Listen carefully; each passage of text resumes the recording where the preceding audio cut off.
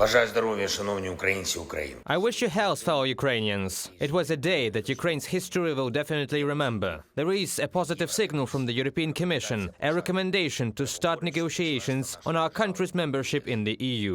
This is exactly the decision we expected. I thank you, Ursula, Madam President of the European Commission, and all your colleagues for always having an unwavering and sincere belief in Ukraine. Our people deserve to be in the European Union, together with all the free peoples of our Europe. And we are doing everything for this. I'm convinced that there is no alternative to the borders of a democratic Europe matching the borders of the European Union. After all, this is political protection for our common values, economic security, and most importantly, one of the key guarantees of peace and freedom on the continent. We are now awaiting the European Council's decision on the negotiations in December, and we have already prepared for this decision. Ukraine is doing its part. This is our top priority, and I am grateful to everyone in our country who contributes to this work. Of course, we already understand what next steps are needed to move forward after the European Council's decision and bring the key goal, our country's accession to the EU, closer.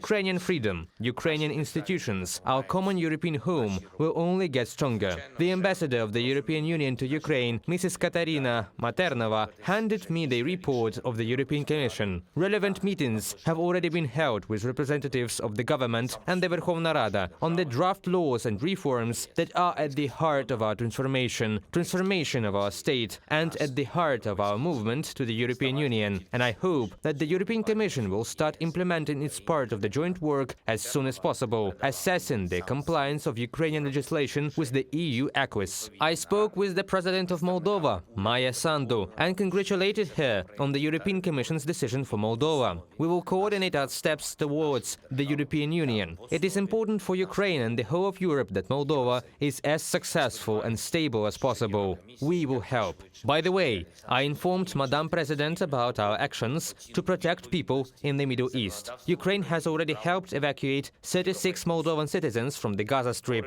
More than 40 Ukrainian citizens have also been rescued. I would like to recognize the efforts of the main intelligence directorate and the Ministry of Foreign Affairs of Ukraine, which are dealing with this issue. Thank you for that. I also spoke with the President of Georgia. I congratulated Georgia on the positive message from the European Commission. We in Ukraine sincerely support Georgia's independence, and sincerely wish for the restoration of Georgia's territorial integrity. When we are together on the European path, this can be done. In a conversation with Madam President of Georgia, I spoke about Ukrainian citizen Mikhail Saakashvili. His life matters, and it would be right to show humanity to his fate. Another aspect about the EU issue. I signed a decree on preparing the negotiation process with the European Union. Clear points, clear instructions. We will approach the expected steps absolutely prepared. Several other international events also took place. The U.S. Secretary of Transportation visited Ukraine. I held a meeting and negotiations with him. For Ukraine, this is an absolutely important context.